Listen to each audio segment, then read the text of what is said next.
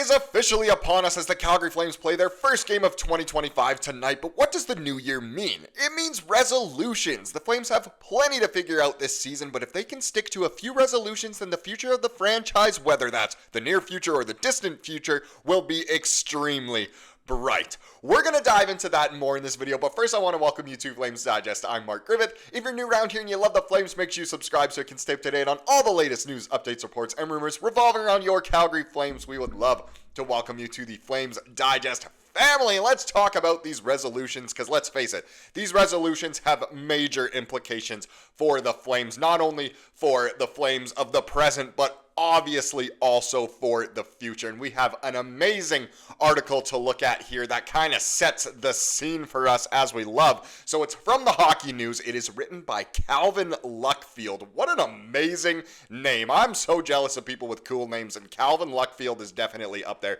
But anyway, Mr. Luckfield writes New Year's resolutions for the Calgary Flames, some ideas on what the Calgary Flames should be looking to improve or change in the new year. Now, obviously, I'm not going to show the entire article, but all credit due to Mr. Luckfield for giving us this one here. Now let's begin. So welcome to 2025. With the new year upon us, many fans will be making their resolutions. Calgary Flames general manager Craig Conroy should be no different, although some of his resolutions may be a little less personal. Maybe something more involved with the Flames than something in his personal life. I mean, Craig doesn't need to be shedding any pounds, but I'm sure he still goes to the gym lots. Look at that physique. But anyway, the top of the list for Conroy, figure out what this team is. The Flames started the year on fire, quickly getting into a playoff position after being written off by many in the public before the year even began. So top of the list for Craig, of course, is just to figure out what the heck to do with the Flames this year. I really think the Flames are leaning towards pushing for a playoff spot, trying to get into the postseason, and that makes sense. You know, why not sort of thing. It's so much fun to be in the playoffs, and you want to win no matter what. These guys are playing every single night as hard as they can. You know, they're not going to be tanking, so it just totally does make sense. But there's still certain things Craig could do to decide, you know, kind of what this team is. Are they rebuilding? Are they pushing for the playoffs? Are they going to plan to still be bad for the next couple of seasons and then hopefully be good by the time the new arena comes? He's got to figure it out, essentially. Speaking of making a move, resolution 2. So here's the second one. Find that center. Conroy has not been shy in telling people what he's after. A top 6 center who fits the team's needs and can play in Calgary for a number of years. So we can talk about it as much as we want. I'm sure in the near future I'll be making another, Dylan Cousins video, if not also more trade rumor videos, of course, because you guys just seem to love those ones here on the channel. But either way, we can talk about the trade rumors all we want. It's just a matter of actually finding that center. That should be the resolution, is to get that center. And I mean, here it says find that center. We know that means find it and acquire it. But really, I think what it comes down to is actually making the acquisition of getting the type of center that the Flames do need. Essentially, the general manager is looking for a younger player, preferably even with team control. Could that answer be the potentially available Dylan Cousins of the Buffalo Sabres? My goodness, have we had a name more linked to us in the recent years than Dylan Cousins? It is crazy.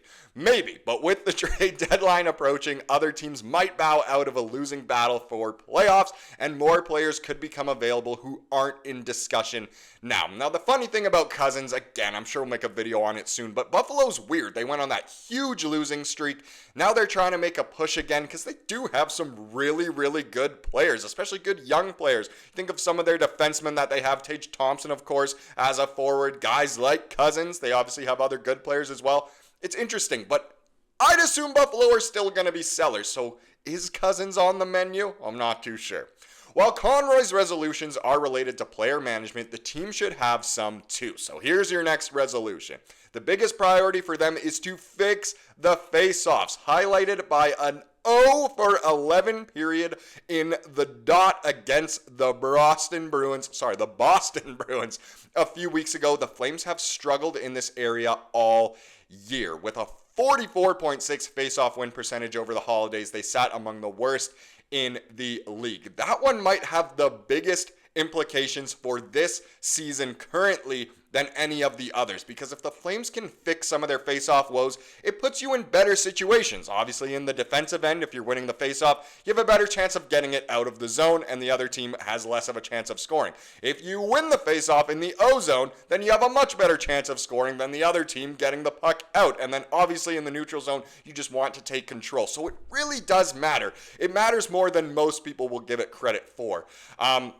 Another resolution to work on for the roster and Flames head coach Ryan Huska is the penalty kill. The penalty kill has been an issue all year, and ahead of their New Year's Eve matchup, they ranked 29th in the league with a 72.6%. Yikes. There had been signs of improvement, though. The last 9 power plays before going 50% against the Canucks, they killed off 8 successfully, so there is some promise they could improve in this area. And the 50%, it looks terrible, but it was 1 for 2. It's not like it was, 5 for 10 or anything like that. So again, the PK is definitely another thing to look at.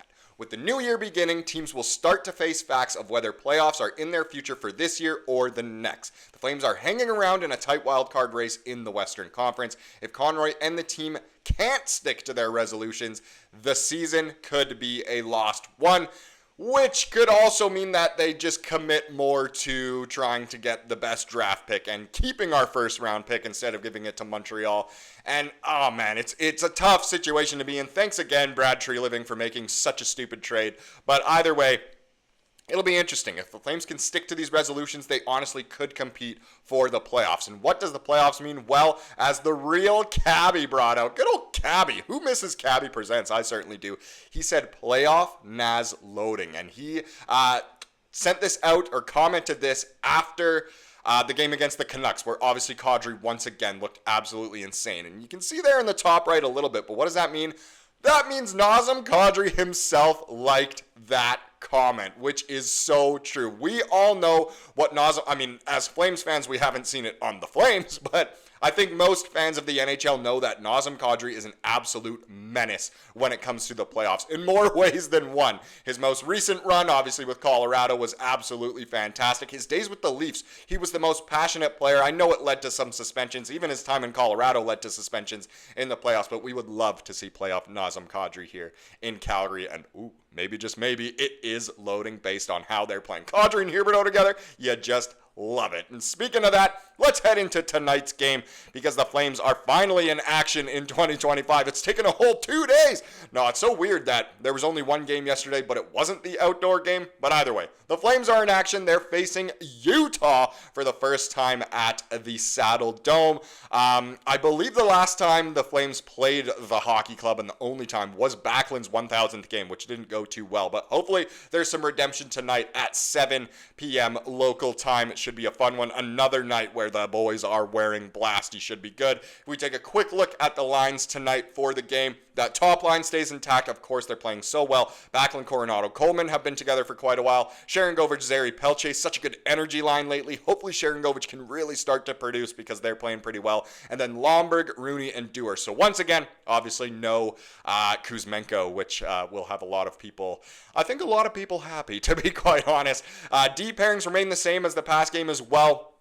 Hanley with Weegar looks like it really is starting to work. We know how good Ball and Andersson can be, and Bean Pahal are just such a good third D pairing with Dan Vladar in net tonight. So hopefully this is, a little bit of an easier assignment. He's getting a home start, and he's getting a start against a team that's not, a playoff lock this year, we can say. So hopefully he can impress and improve those stats. Now let's wrap this one up with the comment of the day, as we love to do here on the channel. Comes from yesterday's video, of course, and it comes from good old Roy. And Roy said, "I was so close to the edge of my seat, slid right off yelling, 'Go Flames, go.'"